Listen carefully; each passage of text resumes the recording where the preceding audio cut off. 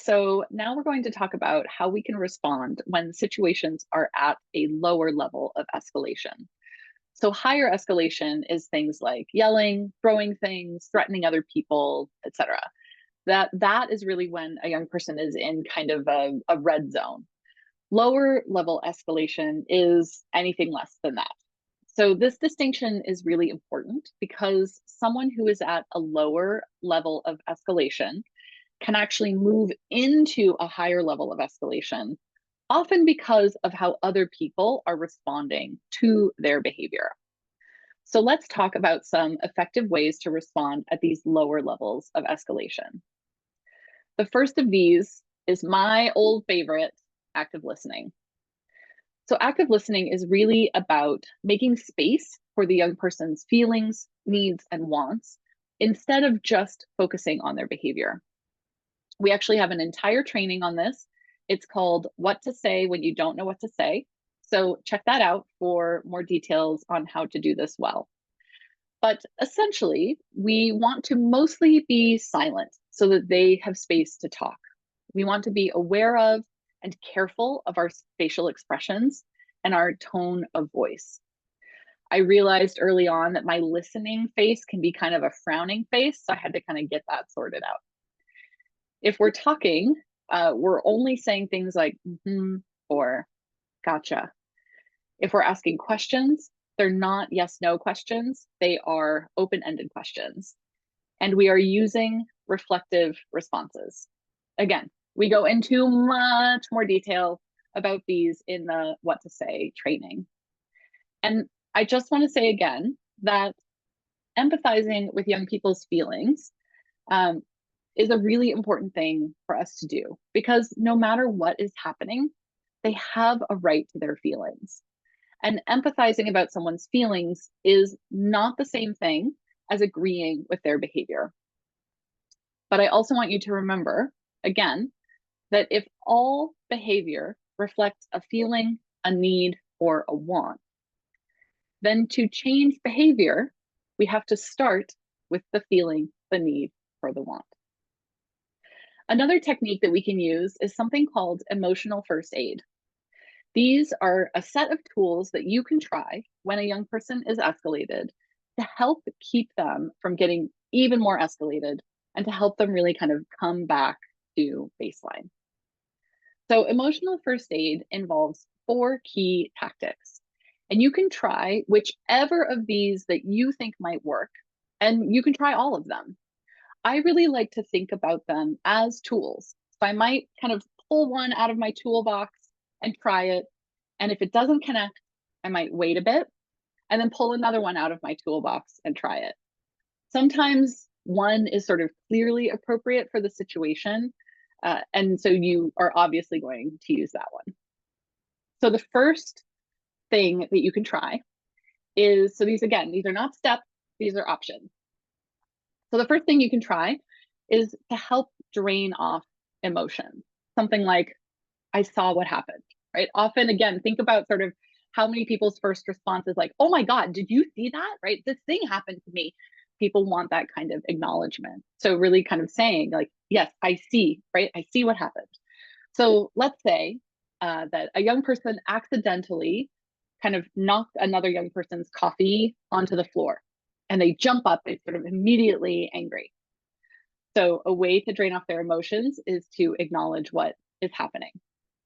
And think about how we might often respond to this situation instead, right? Imagine a young person jumping up. What we might say is like, oh, hey, it's okay, right? Like, don't get angry, don't get angry. And so again, this is really saying like, oh, I see this, right? I see what's happening for you. So getting to the reason behind the anger instead of just trying to kind of tamp the anger down. So option number 2 is to clarify events. So often those kind of survival oriented brains are assuming the worst or they're assuming ill intent on the part of someone else. And what we're not trying to do here is tell a young person that they're wrong, but we're really trying to kind of offer an alternate explanation. So in our coffee example, for instance, we might say, it looked like that was an accident. We're not necessarily saying like you're wrong, that was an accident, but we're just offering, right, offering another idea, another opportunity. And this can really help a young person sort of from going automatically into that like I've been purposefully wronged kind of headspace. Another thing that you can try is reinforcing and maintaining your relationship with that young person. So you want to use we in whatever you're saying, right? I know that we can figure this out. They are not dealing with this alone. You are there with them. And then the last thing that you can try, and this is really something that you want to do once that young person is back at baseline. And by baseline, I mean they are all the way back to their kind of regular self.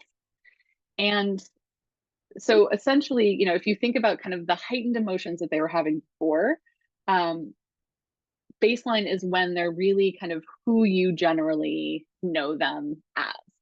It's not just, oh, they've calmed down a little bit. It is like they are all the way back. And what we're trying to kind of give time for is for folks to get out of that survival brain and allow us to engage with that prefrontal cortex again, right? And so what we can do then when they're able to access that rational brain is remind them of the expectations of the space that they're in. And so again, this is something that we cannot do when someone cannot access that rational brain because they're still in that emotional brain. That is not the time, right? Emotional brain is not the time for like logic and rules and all those kinds of things. And I want to say that we're not doing this in a judgmental way, but really in just kind of a like, hey, quick reminder kind of way. So another thing to be aware of, especially when young people are at lower levels of escalation, is the role that we can play in escalating behaviors or conflicts. So this is something that's called the conflict cycle. And if we can recognize our role in the conflict cycle and interrupt it, it will go a long, long way. So essentially what's happening in the conflict cycle is that a young person has some behavior that is outside the expectations of our program, or that is annoying or frustrating to us in some way. Then, if we get into the conflict cycle, usually it happens because we respond not using any of the techniques that we talked about before. So we try to stop or change the behavior without listening. We get defensive, we get angry or hostile, and we kind of send all of that at the young person. And essentially what we're doing then is we are increasing the stress that that young person is experiencing. And so we've taken an already stressful situation and we've added a whole bunch more stress. And so it's actually pretty logical that that young person's behavior is going to escalate. And so I'm bringing this up because, again, many, many times what I have seen is adult behavior escalating young people, but then young people receiving all the blame for their behavior, as if staff were not there making the situation worse. What this does is that it erodes a young person's trust in the organization, and it impacts their ability to be successful in whatever it is they're trying to accomplish with us in this